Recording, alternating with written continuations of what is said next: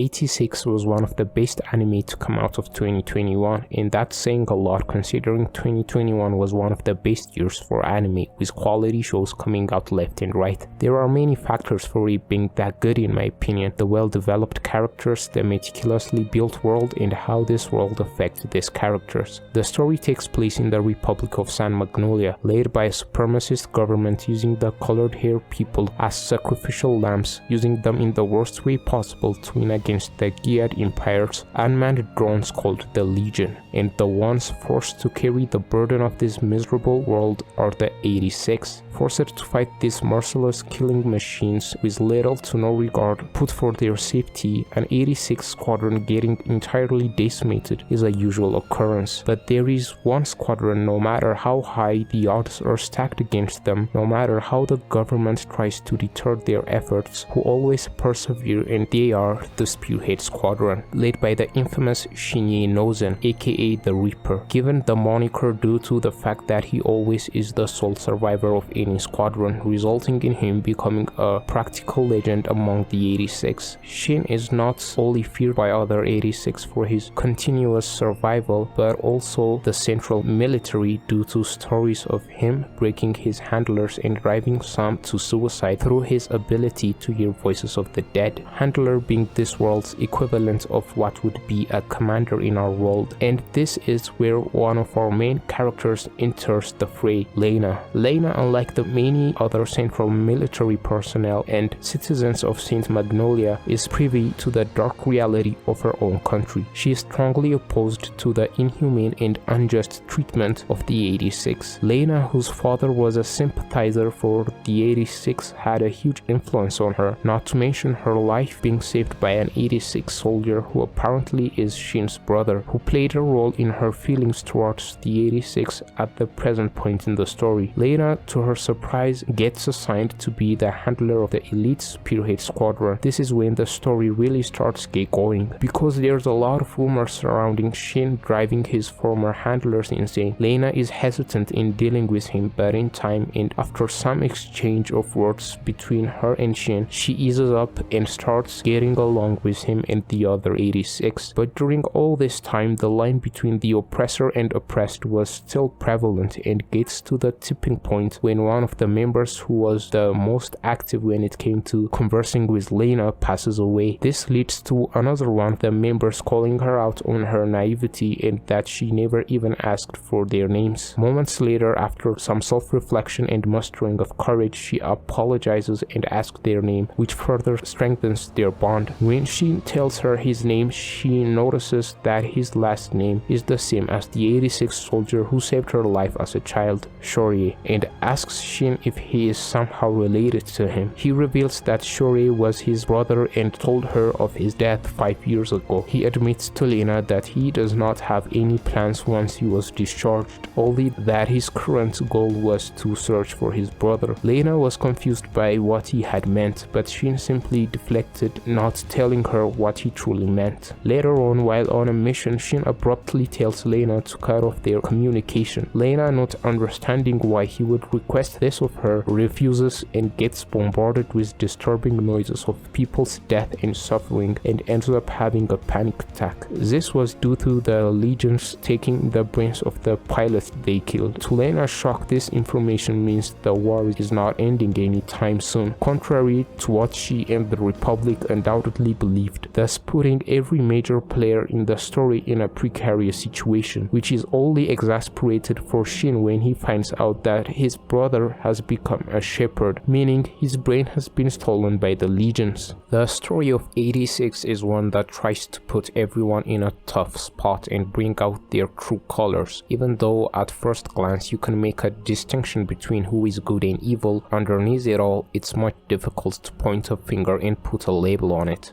Take the citizens of San Magnolia for example. They are all just oblivious to what is happening and are at the mercy of a few people at the top, propagandizing and making them believe that everything is good. Even the soldiers are indoctrinated into this twisted system from a young age. There are also people like Lena's uncle, who is aware of the atrocities that the government and central military commit, but in his eyes he's just a cog in a machine, and acting otherwise is inconceivable to him. And that's why Lena's character is so admirable to me. Even if she's just a cog in the machine, she'd rather not abide and make enemies in the process. She'd rather lose friends than sit idly when evil is getting acted out.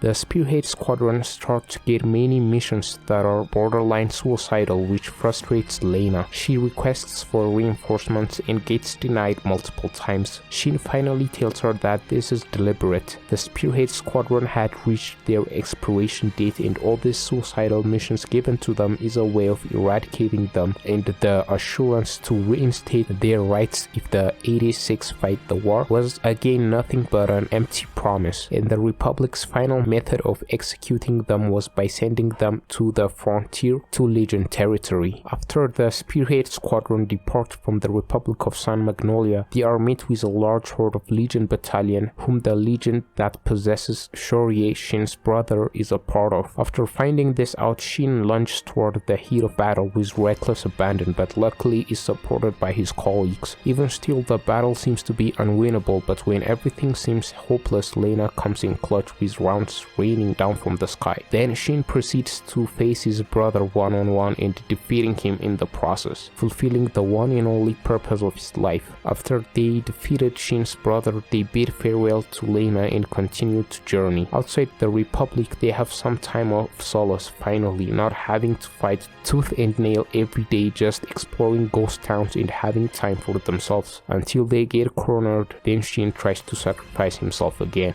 This is how the first part of the 86 anime ends, by setting up the main character for an unknown to confront. But I have to say, aside from Shin and Lena, the other cast don't get much attention, and that also is the case in the second half of the anime. I really liked the first half of exploring how people might fare in a cruel and unyielding world, and the psychological effects on them, but this second part is superior in my opinion. The second half of this season starts with Shin and his friends waking up in some sort of operating room. It turns out that after Shin tried to sacrifice himself, the others rushed after him and were overwhelmed, resulting in them getting unconscious, but were saved by Shin's brother, who was in a backup unit. He would transport them until they reached the patrols of the Federal Republic of Gia, where he would be destroyed. Shorie, even though he had barely enough screen time, we can understand that he is not all that bad. He strangled his brother to the point of killing him, letting his frustration out on him instead of accepting the reality around him.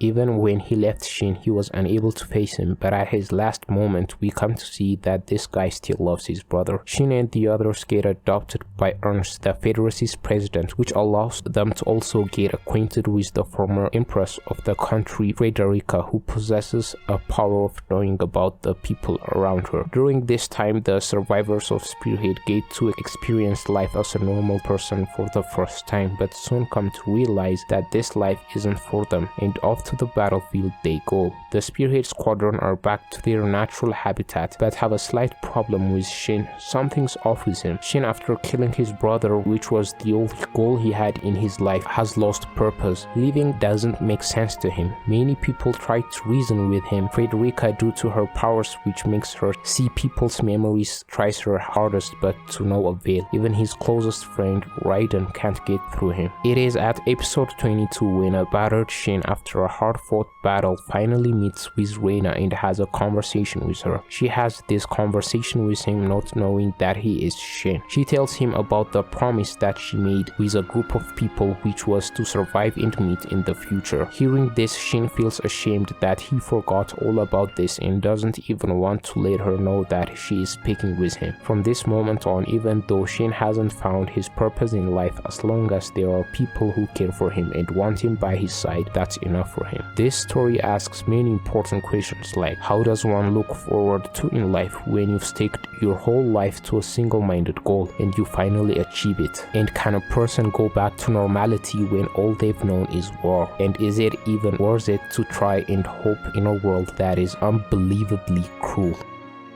If you've made it this far, please don't forget to subscribe and see you later.